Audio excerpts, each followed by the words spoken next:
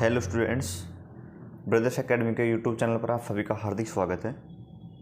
आज हम एक्सरसाइज 11.1 के क्वेश्चन नंबर 7 से लेकर बात करेंगे। प्रीवियस वीडियोज में हमने क्वेश्चन नंबर 1 to 6 को लेकर बात करी थी, तो टाइम की शॉर्टेज के कारण हम आगे बात नहीं कर पाए थे। तो आइए हम बात करते हैं। क्वेश्चन हमको दिया हुआ है कि त्रिज्या 12 सेंटीमीटर वाले वृत्त की कोई जीवा केंद्र पर 120 डिग्री का कोण अंतरित करती है। संगत वृत्तखंड का क्षेत्रफल ज्ञात कीजिए। हम एक डायग्राम ड्रॉ करेंगे। यहाँ पे ये हो गया हमारे पास एक सर्कल हो गया। इसमें कहा गया है कि इसकी जो रेडियस है ना वो 12 सेंटीमीटर है। इसकी कोई जीवा है जो 120 डिग्री का कोण अंतरित करती है इसके केंद्र पर। केंद्र आप ले लीजिए O, ठीक है। अब इसकी कोई भी जीवा हो जाएगी, ये मान लीजिए इसकी कोई ये कोड होगी। ये इसकी रेडियस आपको दे रखी है 12 सेंटीमीटर, ठीक है। तो इसमें हम क्या करेंगे कि जो ये एंगल है ना आपको ये दिया हुआ है 120 डिग्री, ठीक है।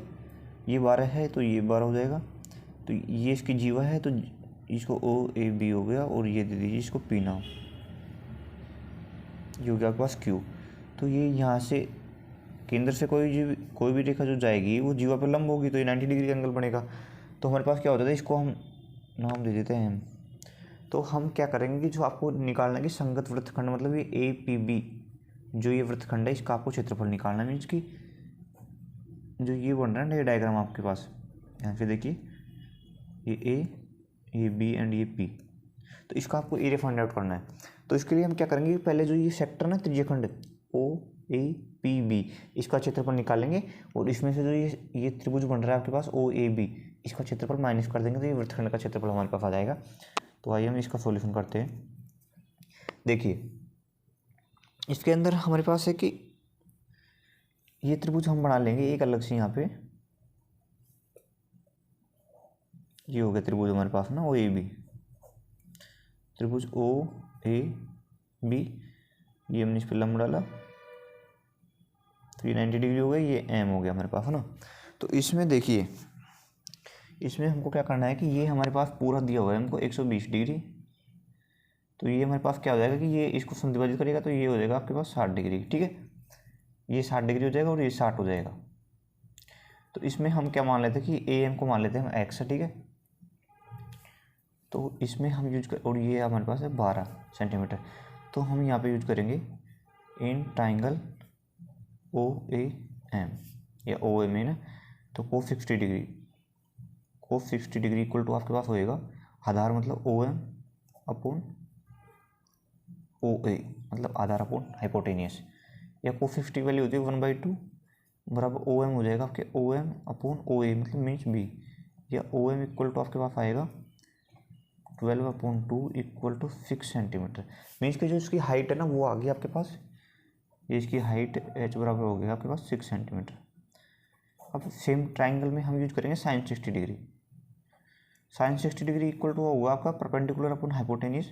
मीन्स कि जो आपका AM है ना AM/OA, AM क्या होगा आपका, मीन्स कि आपका X अपॉन OA मीन्स 12, या यहाँ पे ले लीजिए sin 60 वैल्यू होती है √3/2 बराबर X अपॉन 12। ये 12 से ये 2 से 12 है तो 2 6 या 12, तो ये आपके पास होता है X इक्वल टू 6√3। अब ये आपके पास AM X है तो BM भी X है, तो आपके पास AB क्या हो जाएगा, AB हो जाएगा 2 × X√3। AB बराबर है आपके पास 2X, ठीक है।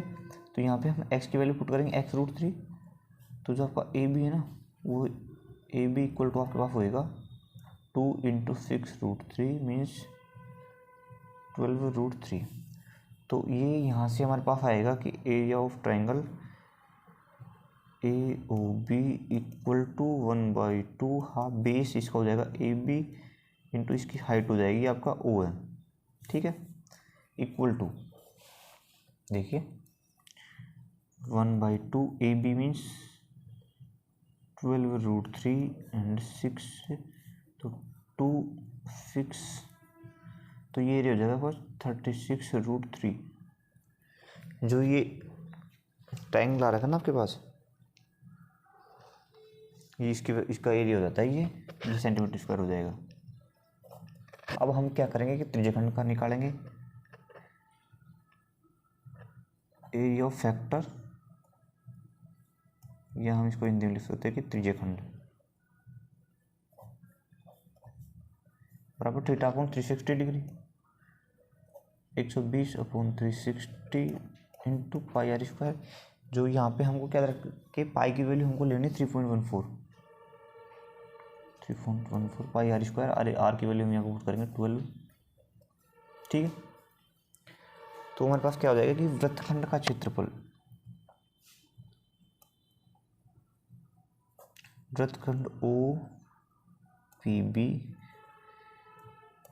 का क्षेत्रफल बराबर त्रिज्यखंड का क्षेत्रफल, मतलब ये 120 upon 360 into 3.14 into 12 into 12 minus ये हो जाएगा 36√3। तो ये इक्वल टू आपके पास आएगा, इसको हम सोल्व करेंगे तो ये हमारे पास क्या आएगा कि ये 3 बार कैंसिल होएगा, 4 बार, ठीक है।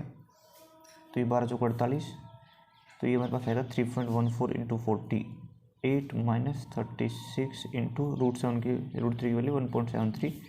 तो ये इक्वल टू हमारे पास आएगा 150.72 माइनस 62.28 इक्वल टू ये हमारे पास आ जाता है 88.44 सेंटीमीटर स्क्वायर। तो इस प्रकार से जो आपका वृत्तखंड है ना, ये वृत्तखंड है आपका, यहाँ पे देखिए ये वृत्तखंड है ना APB वाला, इसका एरिया हमारे पास 88.44 सेंटीमीटर स्क्वायर आ जाता है। ठीक है, तो ये क्वेश्चन नंबर आपका 7 कंप्लीट होता है। आपको फिर भी कोई किसी मतलब आप मेन आप इस डायग्राम से समझ गए कि हमको ये फाइंड आउट करना है। तो वो जो त्रिज्यखंड है उसका क्षेत्रफल निकालना आपको आता है theta upon 360 degree into pi are square. और जो ट्राइंगल है वो कोण त्रिभुज बन रहा है, तो उसमें 1/2 आधार इंटू ऊंचाई, तो उससे त्रिभुज का क्षेत्रफल आ जाएगा।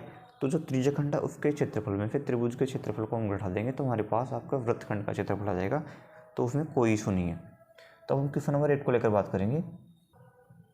क्वेश्चन 8 में हमको दिया हुआ है कि 15 मीटर भुजा वाले एक वर्गाकार मैदान के एक कोने पर लगे खूंटे से एक घोड़े को 5 मीटर लंबी रस्सी से बांध दिया गया।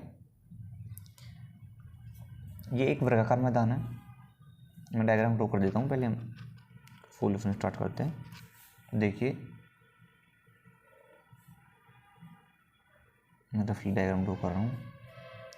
एक हमारे पास वर्गाकार मैदान हो गया, इसकी जो एक भुजा है ना वो है 15 मीटर। ठीक है, तो इसमें क्या करते हैं कि एक कोने से, वर्गाकार मैदान के एक कोने पर लगे खूंटे से घोड़े को 5 मीटर की लंबी रस्सी से, ये मान लीजिए कि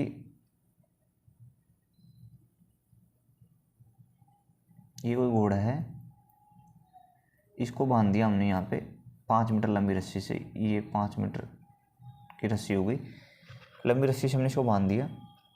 तो मैदान को उस वक्त का क्षेत्रफल जहाँ घोड़ा चढ़ सकता है, तो हमको ये एरिया फाइंड आउट करना है कि मतलब जो ये क्षेत्रफल है ना ये, कि ये इस वक्त का क्षेत्रफल जहाँ वो घोड़ा चढ़ सकता है। तो इसके लिए हम क्या करेंगे कि मान लीजिए कि देखिए अब हमारे पास इस प्रकार हो गया कि जैसे ये कोई हमारे पास एक वृत्त हो गया, ये उसकी त्रिज्या है r बराबर 5 मीटर। तो हमको उसको जो चौथाई भाग है वो निकालना है। तो हम क्या करेंगे कि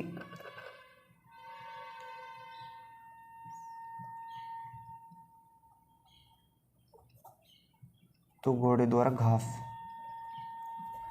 चरने का क्षेत्र, चरने का क्षेत्रफल, इसके लिए हम करेंगे कि एक त्रिभुज हो गया, एक ये मतलब ऐसे मान लीजिए कि ये सर्कल ही हो गया आपका ये ना, इसका जो ये वाला पार्ट है ना ये आपको फाइंड आउट करना है ना। तो इसमें क्या होगा कि 1/4 पाई आर स्क्वायर बराबर 1/4 पाई का मान आपको दे नहीं रखा तो 22/7 आप रख लीजिए, या फिर क्वेश्चन में दिया हुआ है तो 3.14 में रख सकते, तो हमको दिया हुआ है 3.14 इंटू आर स्क्वायर मतलब 5 × 5। तो ये हमारे पास आएगा ये 25 इंटू 3.14 बाई 4, तो ये हमारे पास आता है 19.62 सेंटीमीटर स्क्वायर।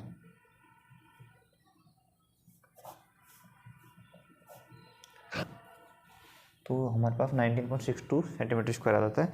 अब इसके अंदर जो सेकंड पार्ट है उसमें हमको दिया हुआ है कि चले जा सकने वाले क्षेत्रफल में वृद्धि यदि 5 मीटर लंबी रस्सी के स्थान पर 10 मीटर लंबी रस्सी से बांध दिया जाता है। मतलब इसकी रस्सी की लंबाई हमने बढ़ा दी कि ये घोड़ा पहले यहाँ तक चढ़ सकता था, अब ये घोड़ा यहाँ तक चढ़ने जाने लग गया। ठीक है, तो ये हमसे क्या पूछ रहे हैं कि जो चले जा सकने वाला जो क्षेत्र है ना उसका कितनी वृद्धि हुई है उसके अंदर, वो हमको फाइंड आउट करना है।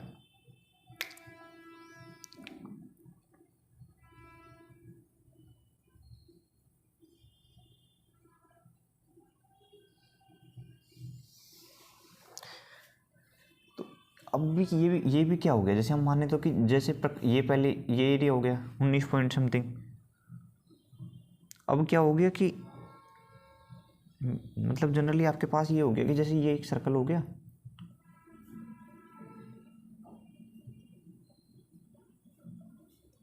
ये वही 10 मान लीजिए,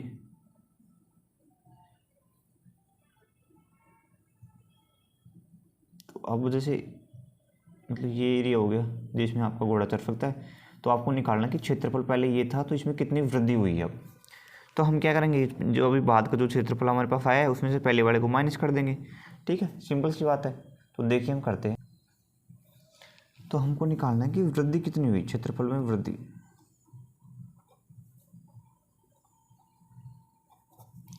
तो इसके लिए हम क्या करेंगे कि जैसे ये आर होगी ना, ये मोटा आर होगी और ये हमारे पास स्मॉल आर थी, तो हम वो 1/4 पाई आर स्क्वायर माइनस का पाई आर स्क्वायर, ठीक है, बराबर 1/4 आर स्क्वायर मीन्स कि 10 का स्क्वायर माइनस 5 का स्क्वायर इंटू पाई की वैल्यू 3.14, ठीक है, बराबर 1/4 100 minus 25 into 3.14 equal to 3.14 into 74 equal to आपके आएगा ये, इसको मल्टीप्लाई करके फोल्ड करेंगे तो 58.718 सेंटीमीटर मीटर स्क्वायर।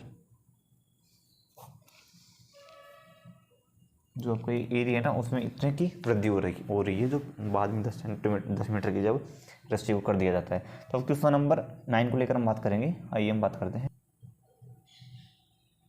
देखिए क्वेश्चन नंबर 9 में आपको दिया हुआ है कि एक वृत्ताकार ब्रुज को चांदी के तार से बनाया जाना है, ठीक है, जिसका व्यास है 0.35 mm। तार को वृत्त के 5 व्यासों को बनाने में भी प्रयुक्त किया गया है। मतलब डायग्राम बना लीजिए आप,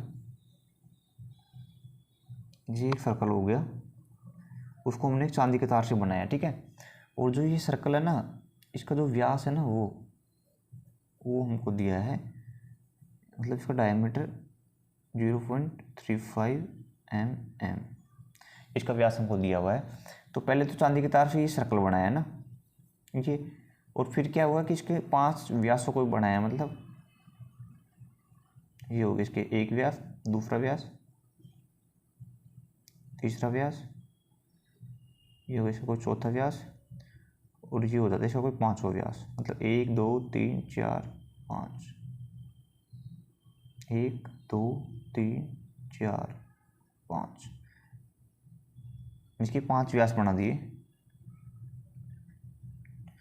तो हमको क्या निकालना है कि जो इसकी लंबाई है ना, जो पहले तो इसकी परिधि को ऐड करेंगे और ये इनकी 5 की जो लंबाई है व्यास को उनका ऐड कर देंगे, तो कुल वांछित चांदी के तार की लंबाई हो जाएगी। तो सॉल्यूशन हम बात करें तो चांदी के तार की कुल लंबाई,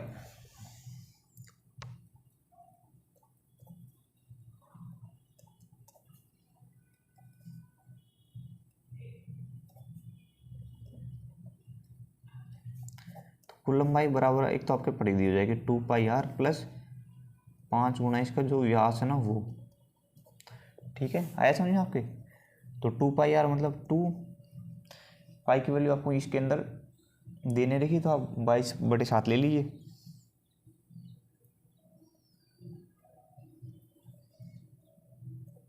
टू पाई आर, आर मतलब आपका रेडियस, आपको डी का मान जो व्यास का मान 0.35 mm दे रखा है, तो आर क्या हो जाएगा d/2 मीन्स कि 0.35/2, 2πr मतलब 0.35/2, ठीक है, प्लस 5 गुणा जो व्यास है, व्यास की मान क्या है 0.35, ठीक है।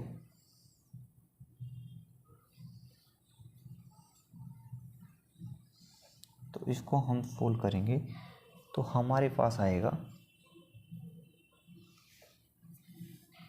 सॉरी ये 0.35 नहीं है, ये हमारे पास ओनली 35 mm है, ये मेरे से लिखने में गलती होगी, उसके लिए सॉरी। ये 35 mm है ना, ये 35 mm, उसके लिए मैं फिर से आके ना आपको सॉरी बोलता हूँ। ये 35 mm है, तो 0.35 नहीं है, 35 mm है। तो ये क्या हो जाएगा कि 2πr मीन्स कि 7 से 7 5 जा 35, तो ये 5 बार, तो ये 2 से 2 कैंसिल हो जाएगा, तो ये 22 को 5 बार 110 प्लस 35 5 175, तो ये हो जाता है हमारे पास 285 mm। तो इसकी जो इसकी लेंथ है ना, उसकी रिक्वायर्ड लेंथ वो हमारे पास ये आ जाती है। अब इसका सेकंड पार्ट है कि भुज के प्रत्येक त्रिज्यखंड का क्षेत्रफल। तो प्रत्येक त्रिज्यखंड का क्षेत्रफल हमारे पास क्या आएगा, देखिए मतलब ये इसमें क्या हो गया कि कितने कितने ये बन गई, 5 व्यास है, तो मतलब 1 2 3 4 5 6 7 8 9 10, ये 10 हमारे पास त्रिज्यखंड बन गए। तो टोटल एंगल कितना होगा 360 डिग्री, अपन उसको डिवाइड करेंगे 10 से, तो ये एंगल कितना आ जाएगा, एक जो त्रिज्यखंड है इसका एंगल आ जाएगा 60 डिग्री, ठीक है। तो हमको इसका एरिया निकालना ना, तो भुज का क्षेत्रफल अब हम बात करेंगे।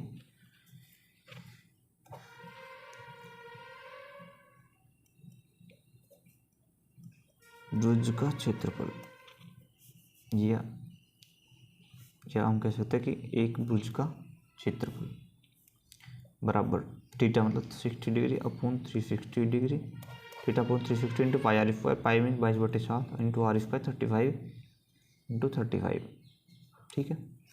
तो ये हो जाएगा आपका 6 बार, ये हो जाएगा आपका 5 बार, ये हो जाएगा आपका 3 बार, ये हो जाएगा आपका 11 बार, ठीक है। तो ये हमारे पास आएगा 385 अपॉन 4 mm स्क्वायर। तो एक भुज का क्षेत्रफल है वो हमारे पास आ जाता है 385 अपॉन 4 mm स्क्वायर। आगे हम क्वेश्चन नंबर 10 को लेकर बात करेंगे, आइए हम बात करते हैं।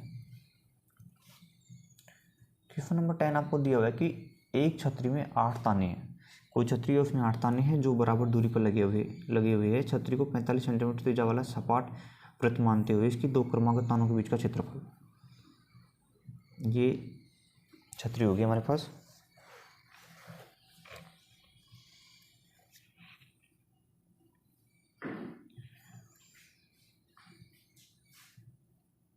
ये कोई छतरी होगी हमारे पास, ये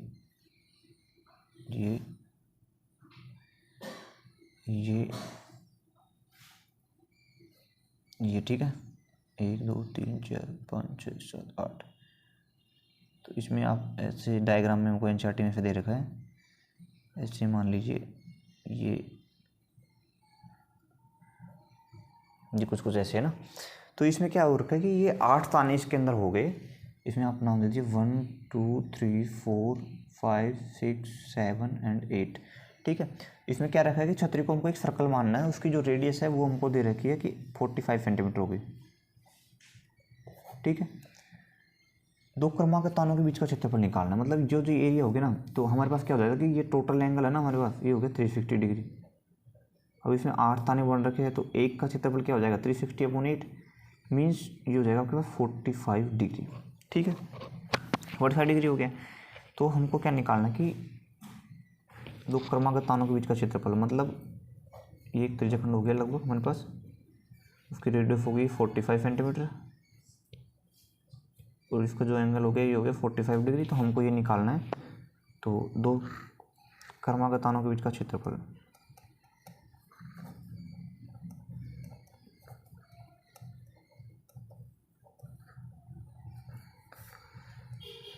क्रमागत तानों के बीच का क्षेत्रफल बराबर थीटा मतलब 45 degree upon 360 into pi are square. तो पाई की वैल्यू हम क्या पुट करेंगे यहाँ पे, 22/7 ही पुट कर देते हैं, हमको कोई गिवन नहीं है, इंटू r² 45 × 45। ठीक है, तो ये आपके पास हो जाएगा ये 8 टाइम्स, ये आपके 4 टाइम्स, ये आपके 11। ठीक है, तो ये आपके पास आ जाता है 22,275 अपॉन 28 सेंटीमीटर स्क्वायर। ठीक है, तो ये क्वेश्चन नंबर 10 आपके कंप्लीट हो जाता है। इसके बाद हम 1, 11, 12 एंड 13, 14 को सोल्व करते हैं। आगे हम क्वेश्चन नंबर 11 को लेकर बात करते हैं, जो मैंने पहले से आपके लिए राइट डाउन कर रखा है। इसमें हमको दिया हुआ है कि किसी तार के 2 वाइपर परस्पर कभी आच्छादित नहीं होते, प्रत्येक वाइपर की पत्ती की लंबाई 25 सेंटीमीटर है। 2 वाइपर हो गए कार के, उनकी जो पत्ती है, उनकी जो मान लीजिए ये आपका एक वाइपर हो गया, एक वाइपर आपका ये हो गया। ठीक है, तो ये और 115 डिग्री के कोण तक घूमकर सफाई कर सकता है। मतलब जैसे ये वाइपर 1 हो गया ना, यहाँ से ले लीजिए, ये आपका जाता है यहाँ तक, जाके आपके सफाई करता है ये वाइपर। और जो दूसरा वाइपर है ये भी आपके यहाँ से उठता है और ये यहाँ तक आपके जाके सफाई करता है लगभग ये। तो ये एंगल हमको दे रखा है, ये देगा 115 डिग्री दोनों के अंदर। ठीक है, घूमकर सफाई कर सकता है। पत्तियों की प्रत्येक बुहार के साथ जितना क्षेत्र साफ हो जाता है वह ज्ञात कीजिए। मतलब ये यहाँ से यहाँ तक जाके जितना एरिया, ये एरिया निकालना, मीन्स कि ये एक त्रिज्यखंड हो गया सर्कल की तरह ही, तो हमको इसका एरिया निकालना है। तो हम सॉल्यूशन को लेकर हम बात करें तो हमारे पास क्या आएगा कि आर आपको दे रखी है 25 सेंटीमीटर, मतलब ये हो गया 25 सेंटीमीटर, ये आपका एंगल हो गया। तो हमको इसमें कुछ नहीं करना, टोटल एरिया निकालना प्रत्येक बुहार के साथ में। तो क्या हो गया, एक तो त्रिज्यखंड ये, एक त्रिज्यखंड ये, तो दोनों का क्षेत्रफल बराबर है। तो हम क्या करेंगे, एक का क्षेत्रफल निकाल के उसका डबल कर देंगे। ठीक है, तो कुल साफ हुआ एरिया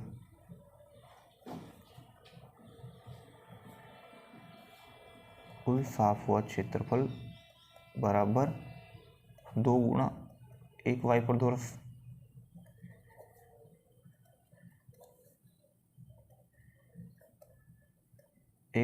साफ क्षेत्र। ठीक है, बराबर 2 गुणा एक वाइपर, तो θ/360 degree 115 upon 360 into πr²। Pi means 22/7 गुणा r² मतलब 25 इंटू 25। तो ये हमारे पास आ जाएगा 1581 25 अपॉन 126 सेंटीमीटर स्क्वायर। ठीक है, यार बात आ जाता है ये कैसे आता है, हम बात करेंगे। तो ये 5 से हम इसको काटेंगे, ये 23 बार जाएगा, ये 5 से इसको काटेंगे 72 बार। ठीक है, 72 से इसको काटेंगे 36 बार, ये हो जाएगा आपका 11, और ये इससे हो जाएगा आपका 18। तो 18 से 126, और ऊपर 25 मल्टीप्लाई बाई 25 तो 625 को इससे मल्टीप्लाई करेंगे तो ये आएगा हमारे पास। तो इस प्रकार से ये एरिया हमारे पास आ जाता है। आगे हम क्वेश्चन नंबर 12 को लेकर बात करते हैं। देखिए, क्वेश्चन में हमको दिया हुआ है कि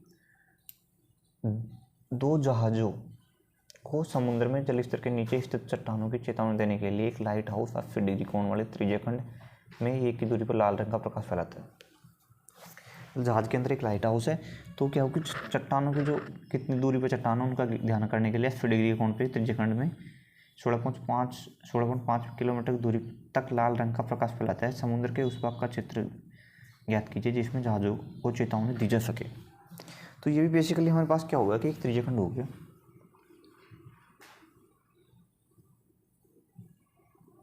ये हमारे पास त्रिज्यखंड हो गई, ये इसका जो एंगल है ये हो गया आपका 80 डिग्री।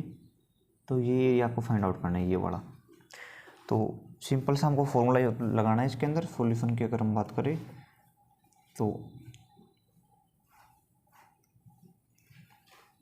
चेतावनी दी जा सकने वाला क्षेत्र, चेतावनी का क्षेत्र बराबर θ/360 डिग्री मतलब 80/360 इंटू पाई की वैल्यू को 3.14 दे रखी है, r²। तो r की वैल्यू आपको दे रखी है 16.5 इंटू 16.5। तो ये आपके पास इसको हम क्रॉस करेंगे तो ये होएगा हमारे पास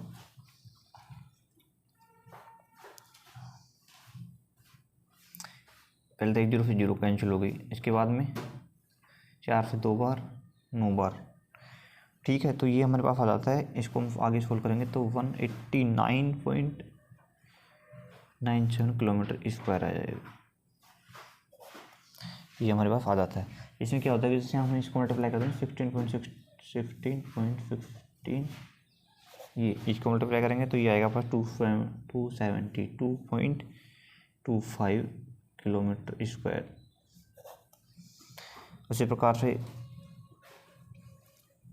तो इस प्रकार से आपके आंसर 189.97 किलोमीटर स्क्वायर आ जाता है। अब हम क्वेश्चन नंबर 13 एंड 14 को लेकर बात करेंगे। क्वेश्चन नंबर 13 में आपको दिया है कि एक गोल मेज पोस्ट पर 6 समान डिजाइन बने हुए हैं। जैसे आकृति 11.1 में दर्शाया गया है।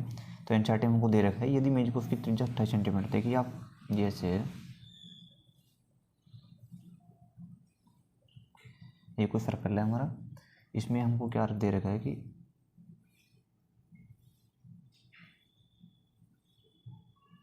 मतलब मैं इसको अच्छे से बन नहीं पाया, लेकिन आप तो अच्छे से बनाइएगा इसको। ये कुछ ऐसे ऐसे है मतलब, है ना। तो इसमें ये डिजाइन आपको बनी हुई है इसमें, ठीक है। तो इसमें क्या एक गोल मेज पोस्ट पर 6 समान डिजाइन बने हुए, ये डिजाइन हो गए समान। जैसा कि आकृति में दर्शाया गया है, तो ये आकृति 11.1 की है। यदि मेज पोस्ट की त्रिज्या 28 सेंटीमीटर मीन्स की जो ये है और इसकी जो रेडियस है ना, ये आपको दे रखे 28 सेंटीमीटर, ठीक है। तो 0.25 प्रति वर्ग सेंटीमीटर की दर से इन डिजाइनों को बनाने की लागत ज्ञात कीजिए। हमको क्या करना है कि जो डिजाइन है ना, इनको बनाने की जो कॉस्ट फाइंड आउट करनी है। तो इसमें हम आप समझिए कि हम करेंगे क्या, इसमें हम करेंगे कि जो इसका ये वृत्तखंड है, एक वृत्तखंड, उसका क्षेत्रफल निकालेंगे, उसको 6 से मल्टीप्लाई कर देंगे और उसको जो एरिया आएगा उसको 0.25 से मल्टीप्लाई कर देंगे, तो सबकी कॉस्ट हमारे पास आ जाएगी। तो इसके लिए जो पहले की प्रीवियस क्वेश्चन में हमने किया है, तो हमको क्या करना होगा कि ये त्रिज्यखंड है, इसका एरिया फाइंड आउट करेंगे हम। इसमें से जो ये ट्राइंगल होएगा ये OAB, इसका एरिया माइनस कर देंगे तो वृत्तखंड का क्षेत्रफल हमारे पास आ जाएगा। तो बेसिकली इसमें हम करते हैं, तो देखिए इसमें हमको क्या करना क्या है, आप बात को समझो कि ये त्रिज्यखंड, ये नाम दे दीजिए आप P है ना। तो एक त्रिज्यखंड हो जाएगा हमारे पास OA, जैसे B है, ये हमारे पास हो गया P है ना, और ये ऐसे ये डिजाइन है। तो हमको क्षेत्रफल निकालेंगे पहले त्रिज्यखंड का OAPB का, उसमें से त्रिभुज OAB है, इसका एरिया जो इसको हम माइनस कर देंगे, बस और कुछ नहीं करना हमको। तो कितने हो गए 1 2 3 4 5 6। तो एक ये एंगल कितना आ जाएगा हमारे पास, तो 360/6 बराबर ये हमारे पास आ जाता है 60 डिग्री, ठीक है। तो ये हमारे पास 60 डिग्री आ जाता है। तो ये 60 हो जाएगा, तो ये भी 60 हो जाएगा, ये भी 60 हो जाएगा, ठीक है। तो हमारा त्रिज्यखंड का क्षेत्रफल हम निकाल लेते हैं।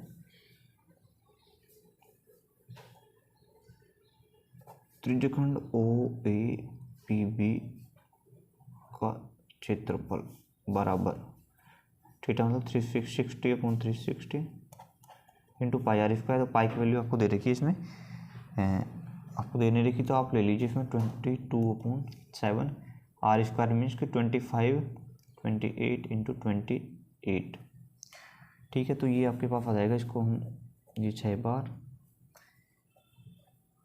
जी ये इतनी बार, 2 बार और ये 3 बार, तो 22 इंटू 28/3 सेंटीमीटर स्क्वायर ये हमारे पास आ जाता है ना। अब दूसरा हम क्या करेंगे कि त्रिभुज OAB का क्षेत्रफल निकालेंगे, एरिया ऑफ ट्राइंगल OAB। तो ये हो गया हमारे पास क्या, संपूर्ण त्रिभुज हो गए, सॉरी ये समबाहु त्रिभुज हो जाता है। इसका क्षेत्रफल हम निकालेंगे √3/4 इंटू भुजा स्क्वायर, भुजा इसकी 28 है, ठीक है। तो ये हमारे पास आएगा 28 इंटू 7√3 सेंटीमीटर स्क्वायर। अब इसमें हमको क्या निकालना है कि वृत्तखंड का क्षेत्रफल निकालना है, एक वृत्तखंड। देखिए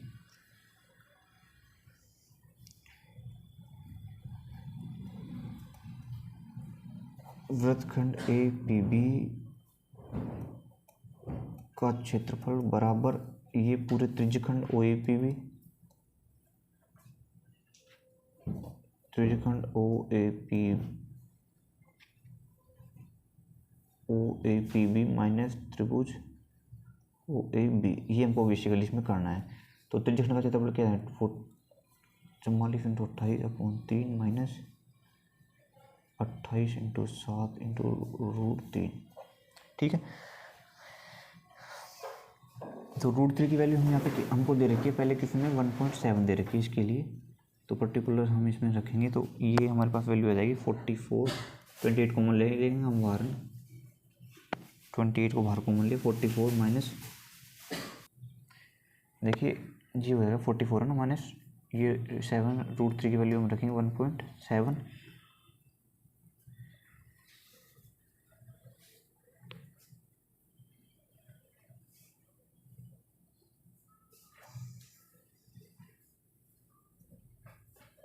ठीक है।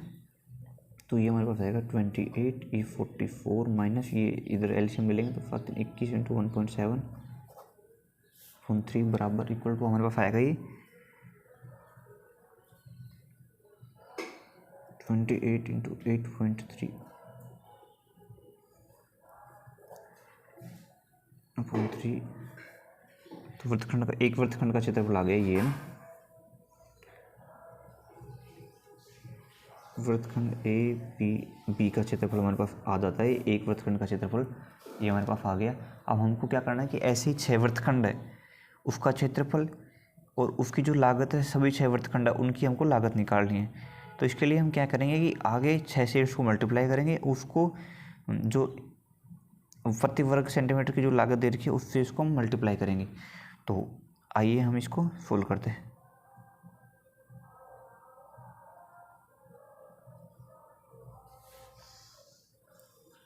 तो कुल लागत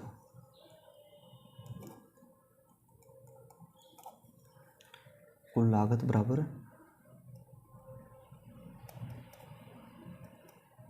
सभी वृत्तखंडों का क्षेत्रफल गुणा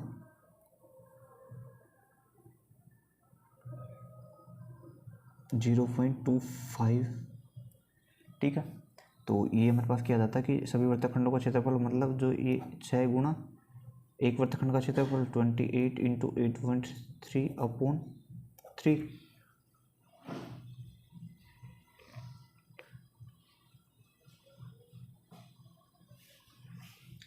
इंटू 0.25। तो ये बेसिकली हमारे पास आएगा, इसको हम मल्टीप्लाई करेंगे तो 3 से ये 2 बार, ठीक है। तो ये हमारे पास आएगा 162.68 रुपये आ जाएगा हमारे पास ये, ठीक है। अब ये इसको आप देखिए ध्यान से देख लीजिए, मेन आपको अगर समझ आएगा कि हमको त्रिज्यखंड का क्षेत्रफल निकालना है, उसमें से त्रिभुज का क्षेत्रफल माइनस करना है, माइनस करने के बाद जो एक वृत्तखंड का क्षेत्रफल आता है उसको 6 से मल्टीप्लाई करना है, जो कि सेम साइज के हमारे पास 6 वृत्तखंड है, जो सभी वृत्तखंडों का जो क्षेत्रफल आता है उसको हम मल्टीप्लाई करेंगे, जो लागत दे रखी है आपको 0.25 सेंटीमीटर स्क्वायर प्रति सेंटीमीटर स्क्वायर, तो उससे मल्टीप्लाई करेंगे तो कुल हमारे पास लागत आ जाती है, तो 162 रुपये लागत आती है। नेक्स्ट हम क्वेश्चन 14 की, और ये क्वेश्चन हमारा लास्ट है तो इसको लेकर हम बात करेंगे। देखिए क्वेश्चन 14 में आपको दिया हुआ है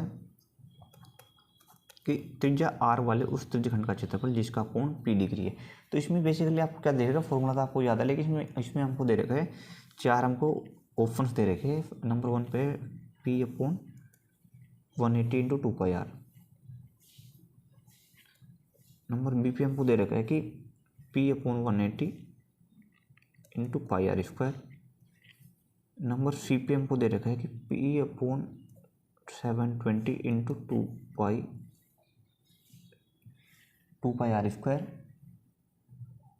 और नंबर डी पे हमको दे रखा है p/360 इंटू 2πr। तो हमको निकालना है कि कौन सा ठीक है, क्योंकि हम जानते हैं कि जो हमारे पास त्रिज्यखंड का एरिया ऑफ त्रिज्यखंड बराबर हमारे पास तो होता है θ/360 इंटू पाई आर स्क्वायर। यहाँ पे थीटा क्या है, थीटा हमारे पास पी हो गया, तो मीन्स ये हो जाएगा हमारे पास P upon 360 into pi are square. अब इसमें क्या है, कहीं पे नहीं आ रहा, तो इसको हम ऊपर नीचे 2 से मल्टीप्लाई करेंगे, तो ये हमारे पास आ जाता है कि P upon 720 into 2 pi are square, ये हमारे पास आ जाता है। मीन्स कि जो हमारा ऑप्शन सी है ये हमारा राइट आंसर हो जाता है। तो इस प्रकार से जो एक्सरसाइज 11.1 थी वो हमने 1 बाय 1 क्वेश्चन करके कंप्लीट कर लिए। तो आगे हम नेक्स्ट एक्सरसाइज के साथ में नए वीडियो के साथ में आपके सामने होंगे, तो इसको आप बार बार देखिए, देखो रिवीजन करिए, जब भी आपके क्वेश्चन पे प्रैक्टिस बनेगी। क्योंकि बोर्ड एग्जाम में अगर एक क्वेश्चन में आप कहीं भी फंस गए तो आपके लगभग मानो 4 मार्क्स गए, तो 4 मार्क्स का आप नुकसान ना झेलते हुए लगभग 6 मार्क्स का 1% होता है, तो काफ़ी बड़ा लॉस है। तो उसको ध्यान में रखते हुए आप इसके रिवीजन करते रहिए और उनको वीडियोज़ को बार बार देखिए, आप क्वेश्चन देखिए। कहीं पे कोई डाउट है तो आप कमेंट कीजिए, मैं उसको समझाने की आपको कोशिश करूँगा। नेक्स्ट कोई अगला ऐसा कोई डाउट सेशन भी हम रख देंगे। तो इस वीडियो को देखने के लिए आप सभी का धन्यवाद।